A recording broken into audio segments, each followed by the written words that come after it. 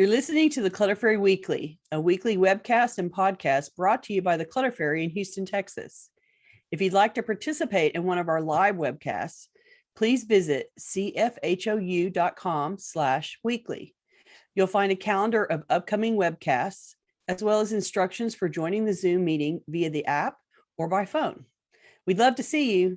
That URL again is cfhou.com/weekly. Now here's the weekly episode. Enjoy. Hi, Clutter Fairy fans. This is the Clutter Fairy Weekly for May 20th, 2025. I'm your co-host, Ed Gumnick, and I'm speaking with Gayle Goddard, certified professional organizer and owner of the Clutter Fairy in Houston, Texas. Hi, everybody. The Clutter Fairy Weekly is the webcast and podcast that digs deep into the clutter that piles up between you and the life that you want to be living.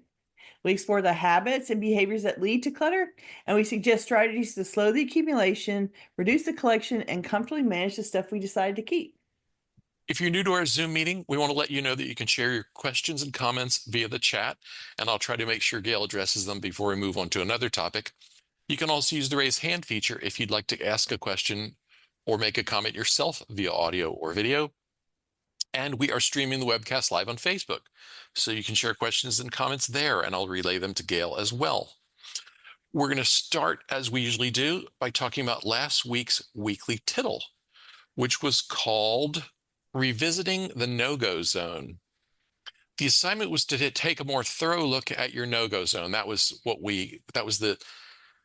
our official Clutter Fairy term. Clutter Fairy term we came up with to refer to the rooms you tend to avoid or just feel bad about. Anyway, it was to take a thorough look at your no-go zone with a view toward removing the obstacles that keep you from enjoying that space. Let's hear from our participants in Zoom and on Facebook. Who crossed the border into a no-go zone this week? Please let us know in the comments. I like to torture our metaphors as much as I can. As much as possible, right? YouTube viewer Barb shared her approach to the problem of no-go zones. Barb writes, I have a hard time getting started to declutter. I'll walk in a room that's messy and hope that I can close the door and walk away. Here's my solution. Now I turn on one of your shows on YouTube. It's like magic. I start listening and I'm motivated to start decluttering. It works 100% of the time. Thank you for your show. Reruns of your show also work. I listen and I get busy while I'm listening. First of all, thanks, Barb, for the show endorsement. We really appreciate you. Thank you for recording a commercial for us. Right. I really like that you're using the show as motivation to get in motion for a room that you'd rather not face otherwise. It's all about getting started and then staying in motion. When you can't use a room because clutter has overtaken it, and now you can't stand to go in there, using the Clutter Fairy recordings to get you in motion is a technique that I can wholeheartedly endorse. Besides, as our show will discuss today, what would you do with that no-go room if you had to move? You'd have to go in there then. So why not face it now and reclaim that room so you love going in there instead?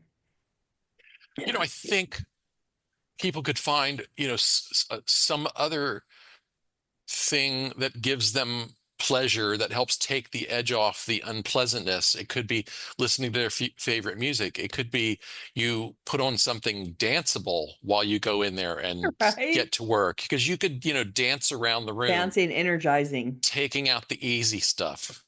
Culling the low-hanging fruit and all that, right? Exactly. And I don't know if you realize, but Anita has her hand up. So I'm wondering if she wants this. Is that intentional, Anita? Anita, you want to chime in on the tittle? Okay, here I am. There we go. There you are. Thank you. I was very lucky. My basement is the place that is my no-go zone.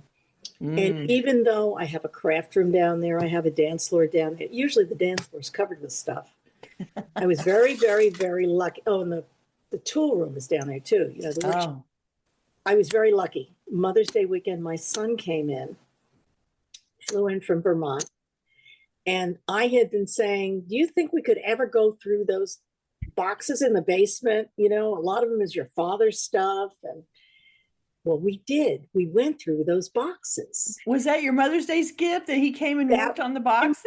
Day gift. Well, awesome. Dinner and everything. But Monday, was it Monday or Sunday? I don't remember. We got down there and we went through those boxes. And I freed up, I figured somewhere about 10 square feet of space in, like, I don't know how to figure measurements, but there's a lot of boxes. There's a lot of Yeah. things like my husband's old trophies. And like, I was just kind of a little bit surprised, but like, I was afraid to throw these things away in case he wanted them. Yeah. He didn't want them. We got rid of them. They're going, I mean, the trophies are going into the rummage sale, and the church rummage has a rummage sale coming up in June. Yeah. And there was a lot of stuff there that it just went. It either went to Goodwill or the rummage sale, and then he took some things he wanted, and I actually did it. I got them packed up, but I went up to UPS. You know what I found out? This is just a hint for anybody who's shipping anything anywhere. Mm-hmm. I had a whole bunch of stuff packed in. It was a liquor carton. It was a wine box. Wouldn't accept it. Anything that says wine on it, it's a wine box. Okay. So I had that repacked. That box jumped up to $40. And then I had one poster that he wanted from a concert he went to, that we went to together. $50. Oh my gosh. Oh, mailing tube. I saved the mailing tube, figure, this will come in handy. And she said, well, no, because this is a tube. If it were in a box, it would be blah, blah, blah. But $50 to send one tube. Wow. So I'm about to construct my own box. If you're sending stuff to your kids, first figure out what the charges are really going to be before it's going to be a fortune. Yeah, make darn sure they want it that bad. Yeah. I think he wanted it that bad, not $50 worth. So, yeah. But, like money well spent if it got it the stuff out of your house and it got him down there digging through those boxes and helping you feel comfortable with your decision to let things go. And that is worth its weight in gold, actually.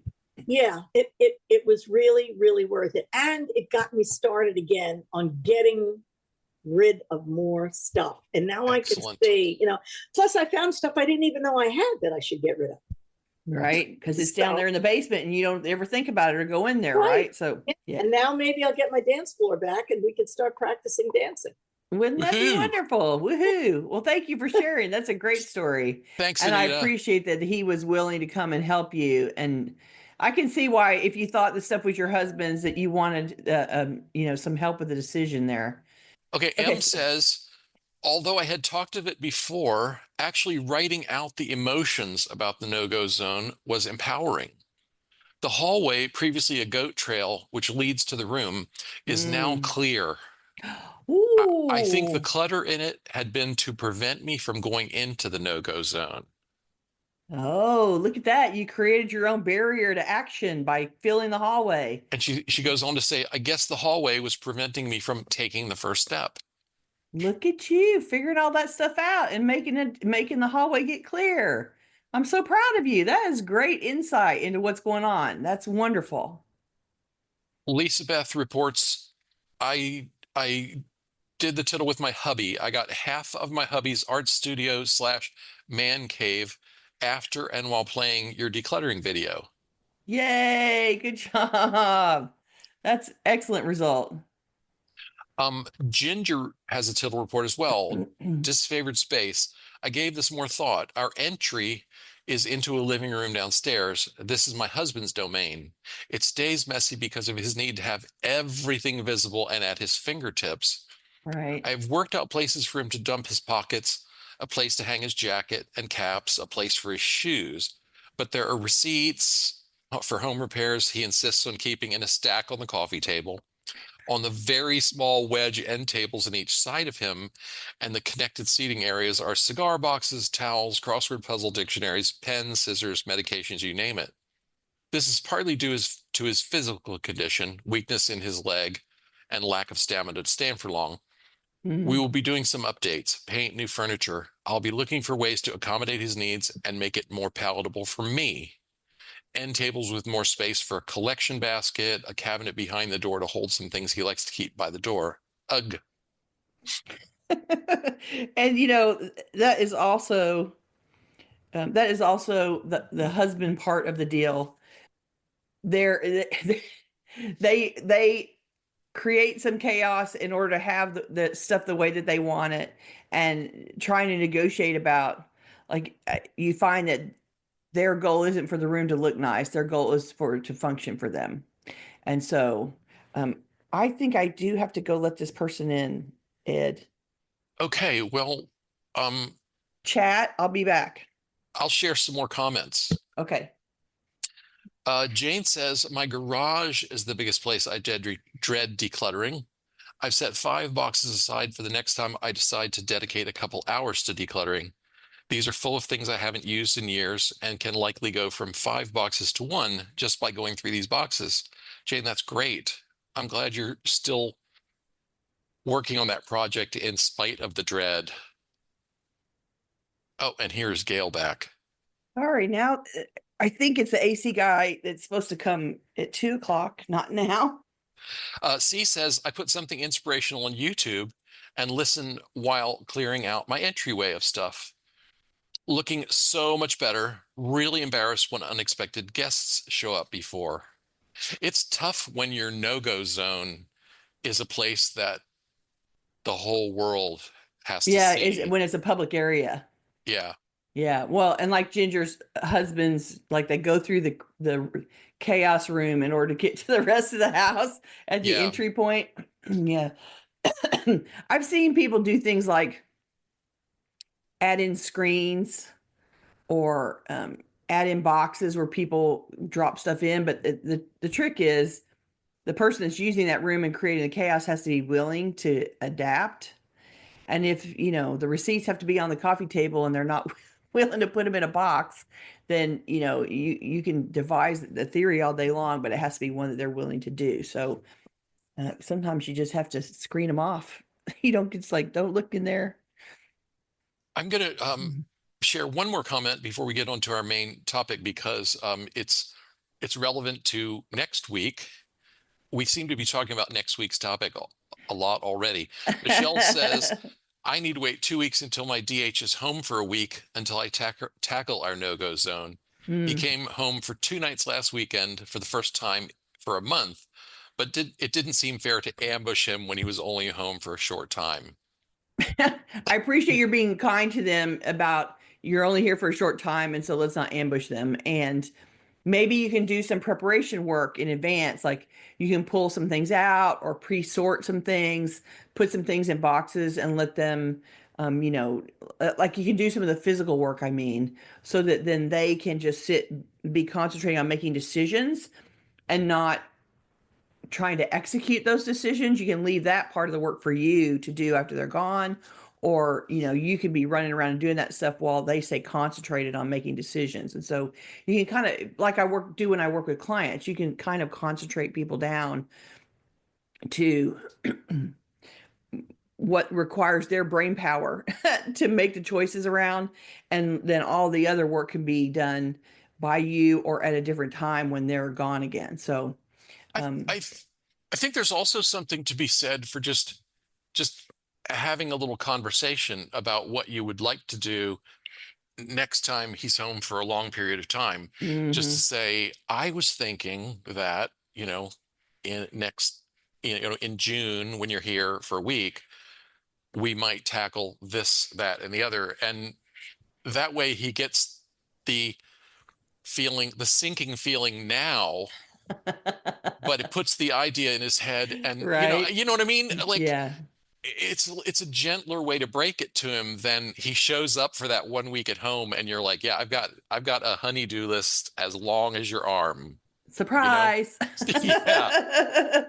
I think there's a lot to be said for warming people up to the idea Well, and just negotiating gradually. about it in advance, right? Like you're Yeah. really talking about, let's have a conversation, let's make a plan. And, and then he knows what the plan is when he's there, that he's going to put a certain amount of time into this project. Yeah. Yeah. Okay, Okay. we have a lot to talk about on our main topic, so we better get to it. Um, Okay. let's see, I've lost my place. There we are.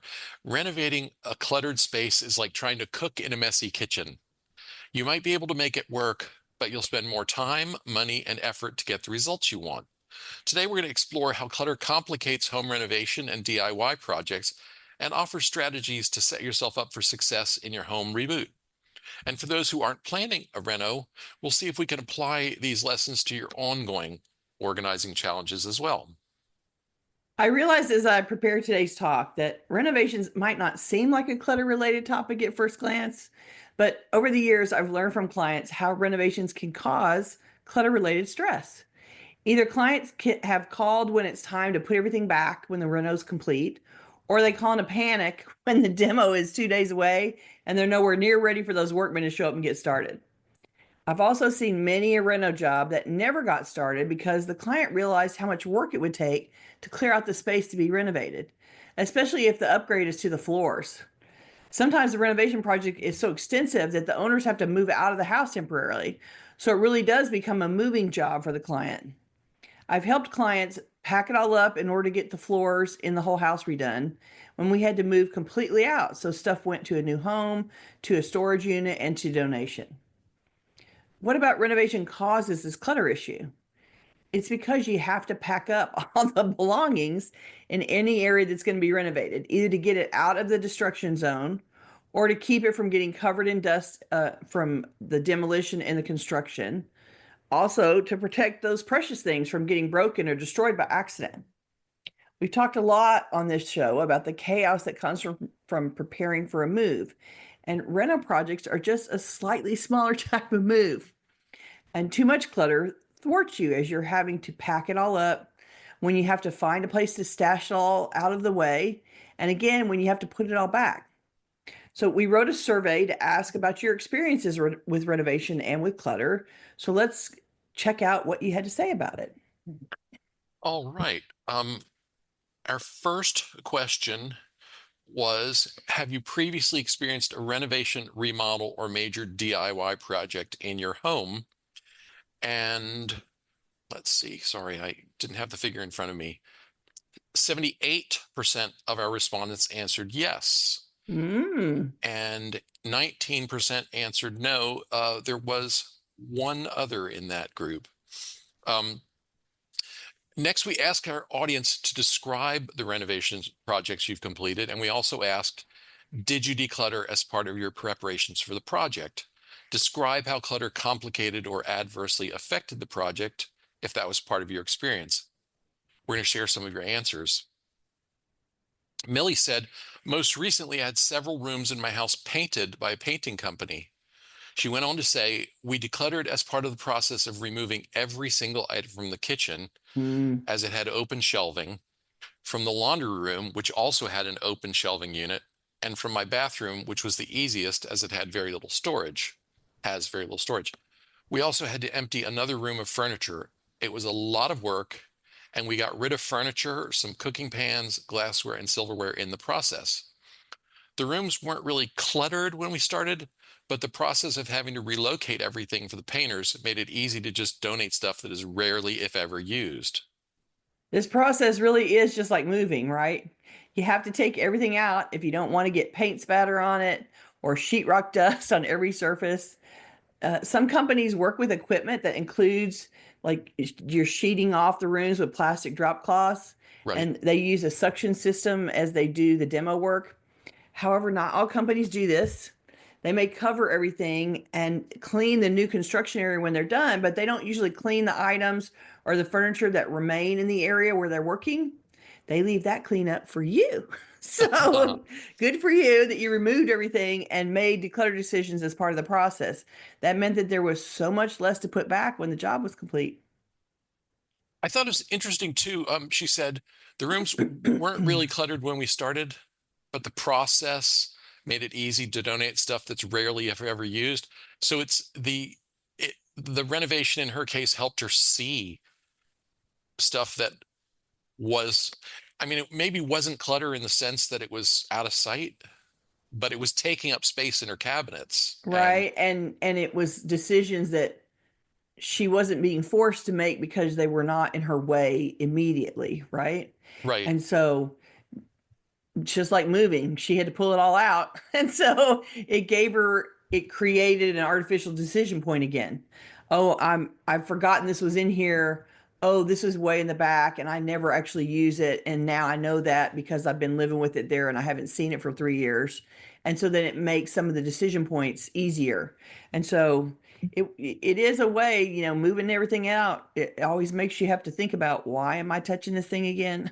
Yeah. Like your Yeah. boxes that had moved, 4 times. At And this least. time you're finally over it and you're ready to not move that box again. Part of it too is, well, with renovation, just like moving, it's going to force you to look at, why is this thing that has no business in my bedroom closet? Why do I still, why is it in here? Well, because I don't have another place for it in the space. Mhm. How bad do I need it? You know? Yeah. Why do I have to store it? Yeah. We're Why do I getting, have to continue to store it? yeah, we're getting so much closer to, you know, rooms only fulfilling the one function they're designed to fill as more clutter goes. Right? Okay, letter C, says she replaced carpets in 3 rooms with parquet wooden flooring and painted all the rooms. She says clutter complicated the project somewhat. Several things had to be put up in an attic allotment, and everything took longer to prepare. It's all in the prep work. Many people plan time with the contractor to do the renovation work. So they're getting their schedules together and figuring out when the contractor has free time and when you are available for them to come and work. But they don't consider the time that's needed to clear a space out for their work. It's just like packing up for a move, and it creates a fire drill timeline. If you sign contracts and then the contractor has a time slot to start the job, and suddenly you have to completely clear out 4 rooms and their associated storage in 3 days' time. The workmen might move some furniture around, but they won't empty all your cabinets or clear off the countertops. They'll do their best to drape it with a drop cloth and hope for the best. Trust me when I say anything left in the room will have some kind of fine particulate matter on it when they're done. And you'll feel like you have to wipe everything down afterwards. So you get to pack it all up and move it out, or you get to clean every surface and object that was left behind when they're done. Just trust Glenna, me on that. Glenna reports that she converted an attic into a bedroom. She says clutter didn't interfere too much with renovation, although it was irritating having too much stuff temporarily in spots that weren't meant for piles, hallway, closets, etc. The stressors were being pregnant, doing internship for my master's degree while working full time, and having my 17-year-old stepdaughter move in with us, plus some caregiving responsibilities for aging mom. It was not a fun time. My first response to that when I read it was, wow, Right? that is a whole lot of action all at once. And then a renovation in on top of all those life events seemed like the straw that broke the camel's back. Then you have a bunch of stuff in random piles all over the place. I would have lost my mind too. But I have to say, I'm guessing from the context that she wrote here that she's converting the attic to a bedroom because the stepdaughter's moving in, and so they needed an extra room. So I can see that it might have been necessary in order to facilitate the daughter moving in, but Well, or the baby on the way. or the baby on the way or something, right? And so like all of those things happening, she's working full time, she's doing a master's program, she's pregnant, and now she has to have a new teenager move in with her. Like, wow, that is a whole lot of action. And if it wasn't absolutely necessary, I would not have picked that time slot in her, that timeline in her life to do that renovation work. But I'm going to assume it was It necessary it for had the to daughter happen. to, yes, Yeah. for the daughter or the baby prep. And so, man, that was, I just was like, oh yeah, it wasn't that bad, except for this. I was doing this and this and this and this and this at the time. It's like, wow, you're making us all seem, like we're slacking a little bit with that list. So Right. Well, I hope it and was successful for her. Jean is another one who will makes me feel like a slacker at any rate. Jean says she's on her 5th property. Ah, She's built a log cabin from scratch with her husband, restored an 1810 Georgian Federal, working alongside the tradesmen or doing things herself. mm. And she said it needed the works. And she also refreshed her ranch with paint, landscaping, and floor repair. On the answer to the question about clutter complications, she says, We already decluttered when we moved. We've always been very minimal. Good thing that you're very minimal already. Since you have a Probably bug for renovations, like right? I do not understand people that like to live in a renovation zone. Like they like tearing apart and rebuilding part of the house, and they're always thinking about what's the next thing they're going to fix in the house. And to me, that's just like my worst nightmare. Having workmen show up to my house every day. Like I remember that show. What was that? That it had Tom Hanks in it. It was a movie about the renovation, like the Money Pit. That's what it was Oh called, the yeah, Money Pit. yeah. And there's some point where he steps on a rug and there's actually a hole in the floor and he Discovering all. falls in and he's like he's trapped and he's hanging in the ceiling for hours and hours until somebody comes home looking for him.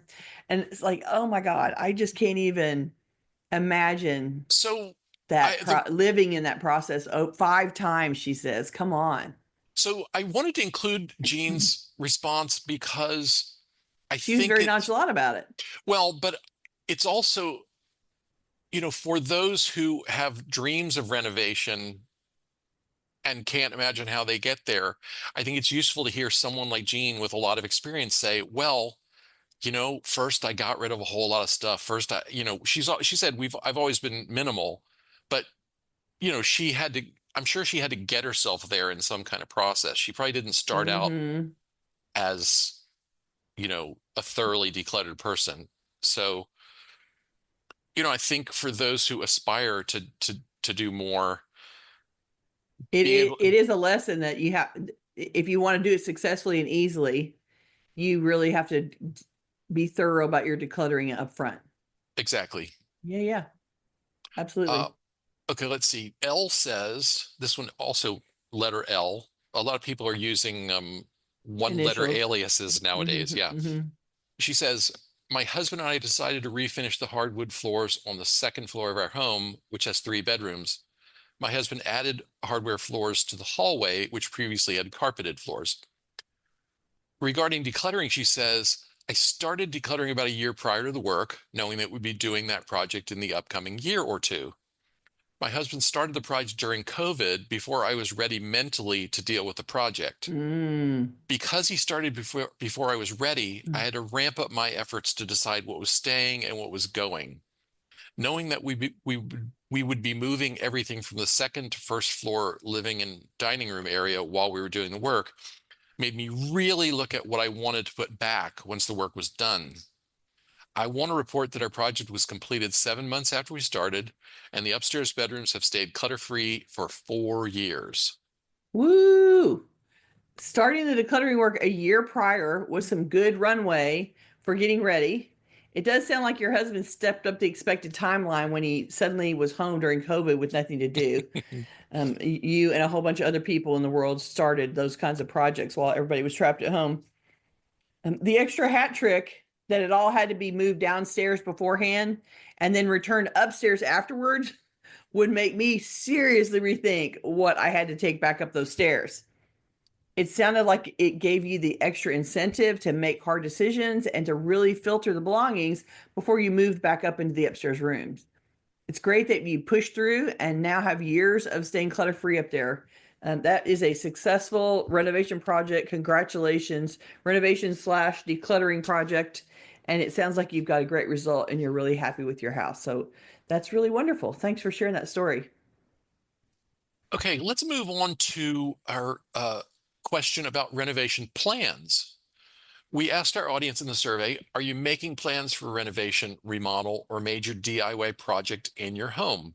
And about half said no, about 32% said yes, and then another 16% said other. Now, as I dug through the explanations of the other responses, most of them were really maybes or qualified yeses. So about half of our audience, we're split about halfway between those who don't have anything planned and those who probably will plan something in the coming years. We asked our audience to describe the projects they're planning, and we also asked, will you declutter as part of your preparations? And what other plans are you making to deal with home contents during active work on the project? So let's share some answers. Laura says, we always have some kind of project going. Remaining bathrooms will get new countertops. And regarding clutter, she says, yes, renovating is the perfect opportunity to declutter. Those of you who are comfortable with some kind of project going on all the time are amazing to me. I couldn't live in the constant disruption like that. It would make me crazy. But if you are able to do that and then you get a beautifully renovated home at the end, like congratulations to you. And it's great that you're doing the decluttering as you go along. That's wonderful. Dorothy plans to redesign her living or dining room. And she says, first declutter, then research a new dining room set, choose and purchase, then celebrate. To prepare, she says, I have to decide what to do with the table already in place. I may donate it. Definitely move that table to its new home before they start. See if you have a Habitat Restore in your area for the Habitat for Humanity project.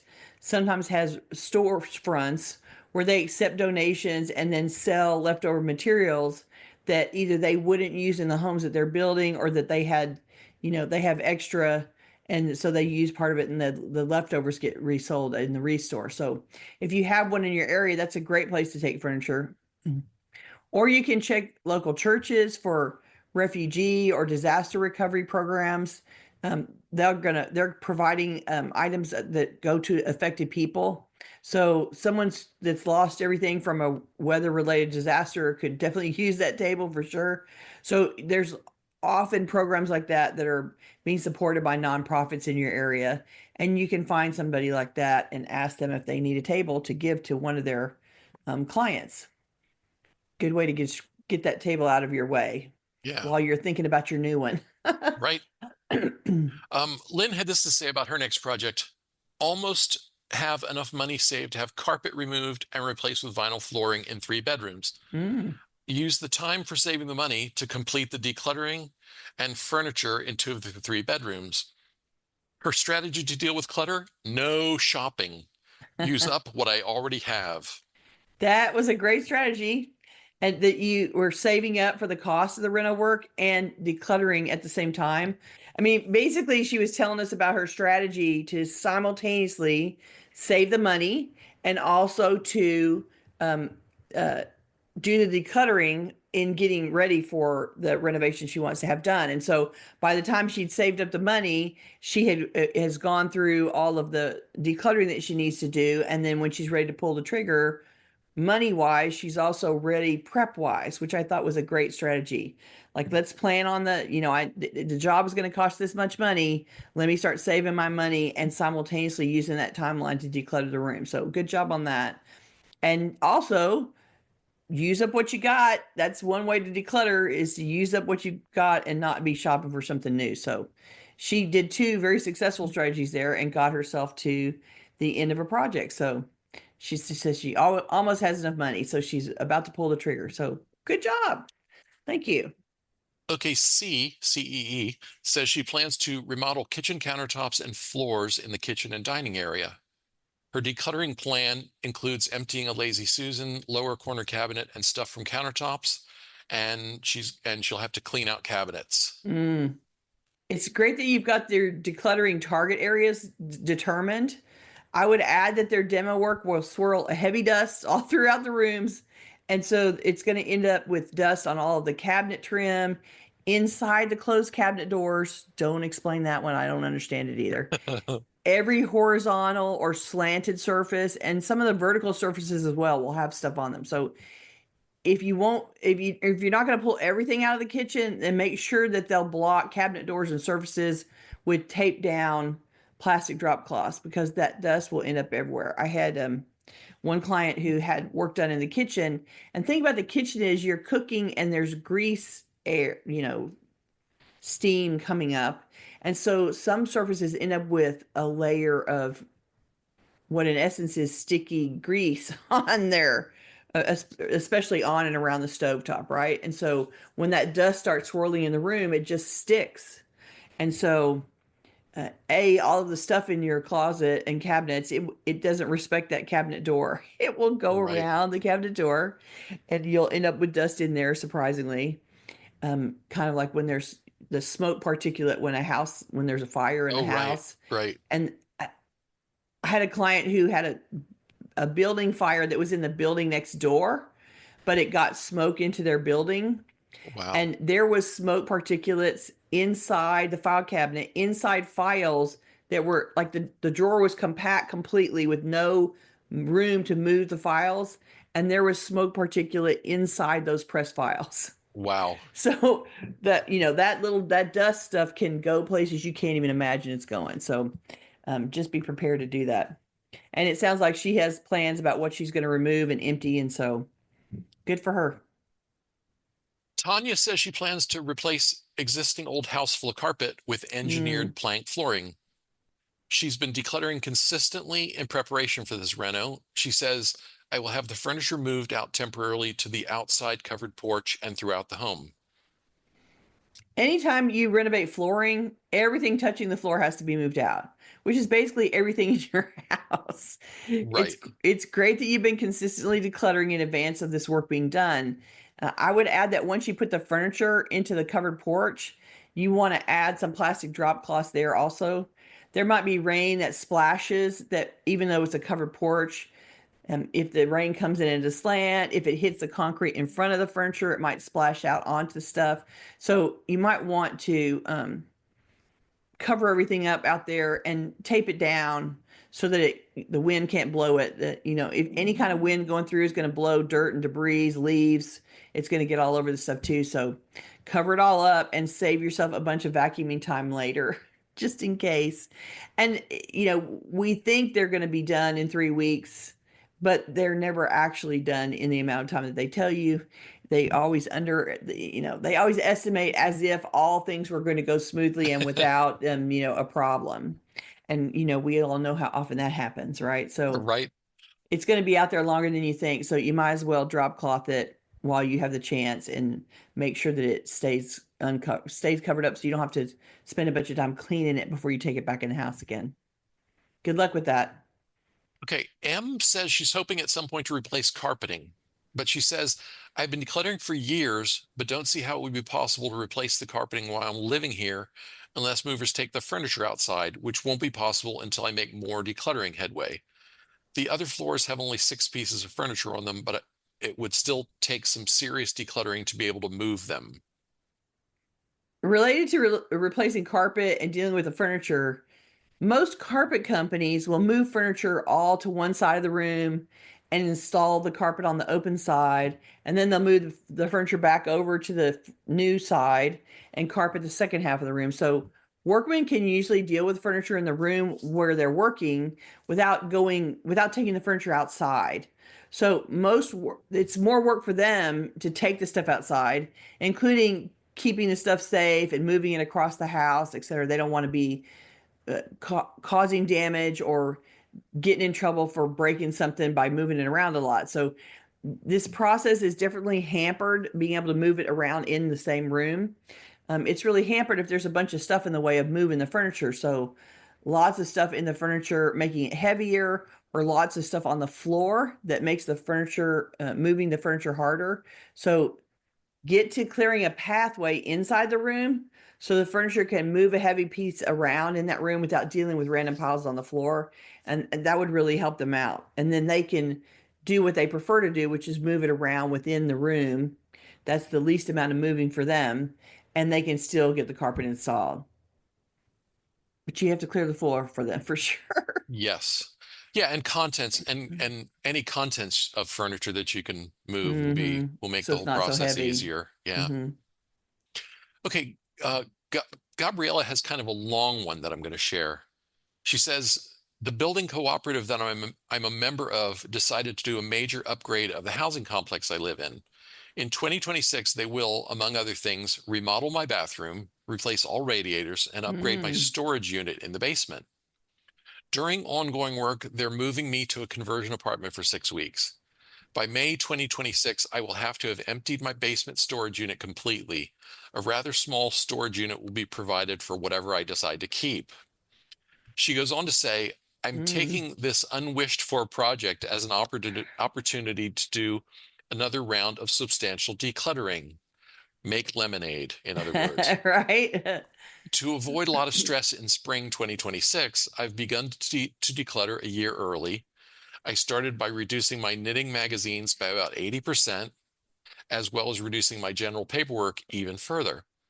Then I went through my ginormous book collection and decluttered 130 books so far. That really hurt. Wow. Right now, I'm into decluttering the basement. It's going fine.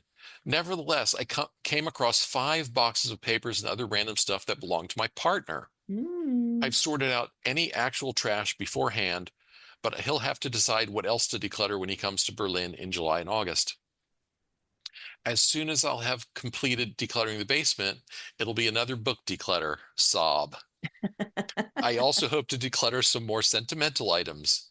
My bathroom, linen closet, living room, and kitchen pantry are pretty minimal already.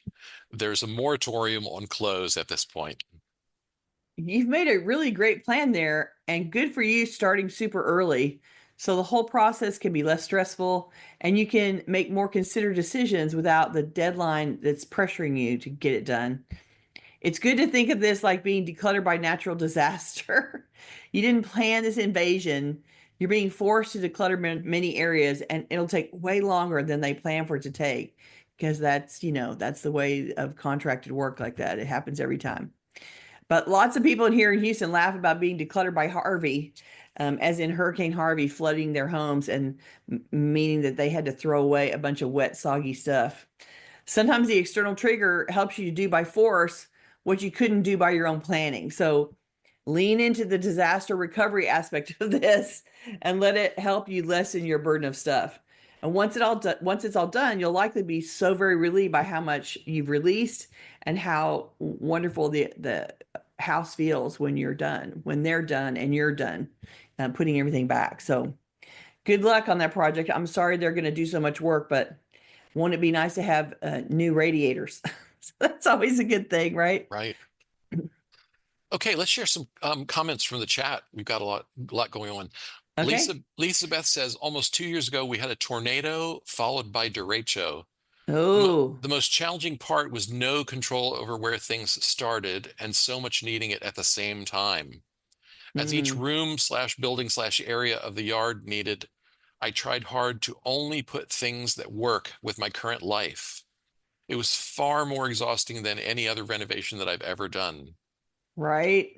After all that damage, it's very random and unpredictable. At least when you plan a renovation project, uh, you have some, you're not the ones that you're destroying it with purpose. But when you have a windstorm coming through, it's being destroyed randomly in chaotic ways. And so, yeah, I'm sorry that happened. It sounded like you had a lot going on and a lot of cleanup afterwards. So I'm sure many of you who've been through some kind of natural disaster can relate to that. M says, my aunt was into restoring an old home. Mm. They sold it when it was finished, which was about the time the kids left home, then bought another home which needed restoration. Her children inherited that unfinished project and are living in it while continuing to restore it. They apparently are not bothered by restoration mess because they grew up in a house that was being renovated. All the time, I guess, right? It's interesting that there are people who seem to just always want the next project Yeah, they're just going. like planning the next thing that needs to be destroyed and rebuilt. And I Yeah. wonder to what extent it does have to do with, the circumstances you grew up in, Mm. whether you ever lived through a remodel as a child. Well, I mean, I suppose it makes you flexible in that it how things are stored and how things function keep having to shift depending on what the state of the renovation is. But woo, that's a lot of disruption. I would find that very distressing. Not my idea of a fun time. It's somebody else's creative idea of a project in, a play environment, but not for me for sure. Marsha is more along the veins of how I feel. She says, I will let my entire home fall to the ground before I agree to a renovation. There you go. Stay out of a house. Okay. Well, then you're not going to be able to use that as motivation to declutter. You're going to have to find some other motivation. Right. Let's see. Summer says, I'm delighted to be a renter during this conversation. Right. When I was married, I went through several projects and remember all too well how difficult it was. My current apartment could use an update, but I'm happy to live with it as it is. Right? Because man, what a mess. I think the one thing that when you do a kitchen reno or a bathroom reno, you lose the ability, like for a while you lose running water. Like yeah, they're turning things off and you can't wash the dishes. You know, people end up washing the dishes in the bathtub and things like that. So it really it disrupts your functionality a lot depending on what room is being renovated. Particularly, you know, they shut down a bathroom while they're rebuilding it and tearing it apart. It's like, okay, you got to take a shower and use the restroom somewhere else. So you better have a second bathroom or else you're in trouble and you need to go you know, live somewhere else for a little while.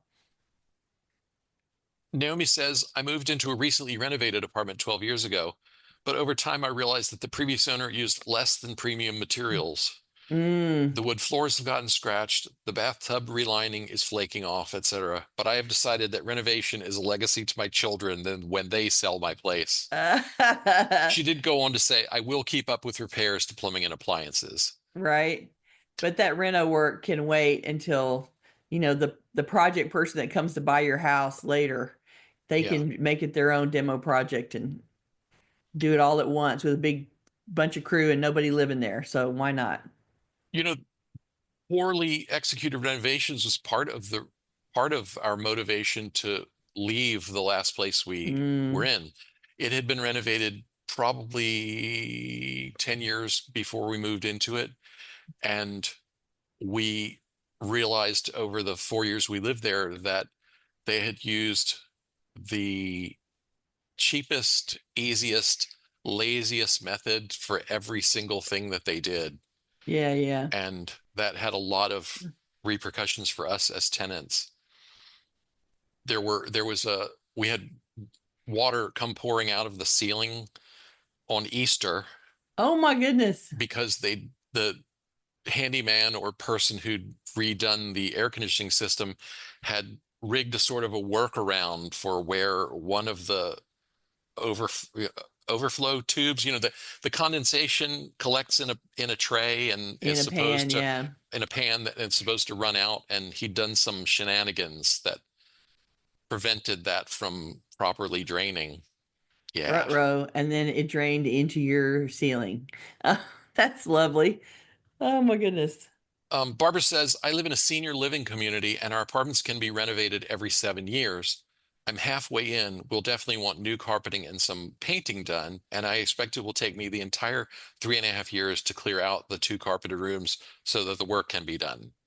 Well, if you know that it's coming, then that's your motivation to get on it because you sure don't want to be trying to do that as a fire drill at the last minute and potentially lose your spot while that you're not ready and they move on to another one and then you don't get the work done. So uh, get started.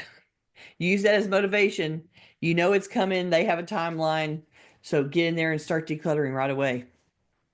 Ginger says, we plan to replace carpeting and laminate wood in the kitchen with LVP, luxury vinyl plank.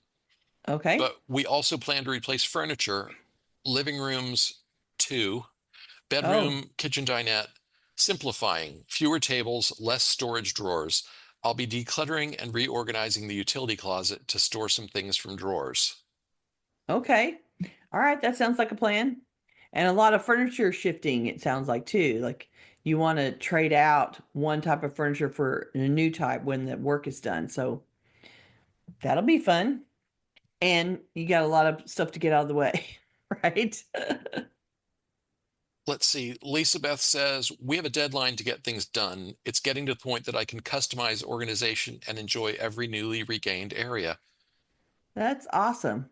And you know, I think one of the things that happens for people is that when they're preparing for a reno, they either don't have the time to make all the decluttering decisions or they don't want under the stress they don't want to be doing them and so they rapidly and hurriedly pack up a bunch of stuff and go stack it in a corner and then it's not a well planned packing job and then unpacking it is super chaotic because the packing was so chaotic and so If you don't have the timeline to be thoughtful about how you pack, then you're going to pay for it on the back end when you're trying to take it all out and put it all away. You won't have made any decluttering decisions and the boxes are really scramblized. And so it makes the move back in part of the project longer and more stressful and difficult as you have to deal with it on the back end, essentially. If you know if there's a disaster, a natural disaster, and your house is flooding, you clearly don't have time to do it then. So Right. from that standpoint, when you go to move back in, it you will have to face your delayed decisions. But if you're doing any kind of work that with a plan, then take the time to make those decisions as you're packing, and pack carefully so that when you unpack, it's easier to put stuff away. Just an added little aside about how to prepare for a renovation project. Okay, one more comment from CJ. She says, before renovating our kitchen, I packed everything up in open boxes and placed them in the dining room next to the kitchen. Woke up the next Sunday morning to hubby tearing off the plaster from the wrong side of the wall, the dining room side, not the kitchen side. So Ah, so every single item was coated in dust. Took forever to finish cleaning everything. oh my And God. had to pause the kitchen reno because tearing out anything in the kitchen side caused all the dust to come in the dining room again. Oh my gosh. Okay, so this is when you have to talk yourself out of divorcing your husband for being an obstructionist and not being helpful on the project. Let me just say, dude, did you even think about what you're doing there? What in the world? Yeah, go outside and swing the sledgehammer at something outside. Don't come in the kitchen or the dining room and work. Oh my gosh, I'm sorry. That must have been a real pain, right? And if you think about it, like you could have safely moved them into the dining room. They could have drop cloth, the workmen could have drop cloth that door frame, that opening into the dining room so that the dust couldn't come through. And then they could do their work in the kitchen and not, create a big mess for you. Yeah, you could have stored them in open boxes and then draped a drop cloth over the boxes as well. Although I imagine I wouldn't necessarily have anticipated that. I would have assumed that the workmen were going to cover that doorway. But, hindsight's 2020, and good advice from your experience is to tell people if you don't, because you don't actually have to move out of the house of the boxes, you can leave them open. But if you have open boxes, you probably should just go to Lowe's and get a plastic drop cloth and drop it over that stuff. So whatever happens, you can roll it up in the drop cloth and throw it away later. Oh, that's so funny. He did it on the wrong side of the room. Thanks for sharing that one. That was a good way to end. That was a good place to end. Okay, I want to let everybody know we'll be back next week at the usual time. That is Tuesday, May 27th. And as you might have gotten from our hints, we're going to talk about significant others. We're going to talk about spouses that we have to live with and other people we have to live with, and especially how the relationship with each other and the relationship to clutter can change over time. Mm. So join us next week for that. Watch your email for an announcement. Gail, why don't you give us the title? This week's assignment is a thought experiment to help you recognize some clutter you've been avoiding or ignoring and find motivation to address it.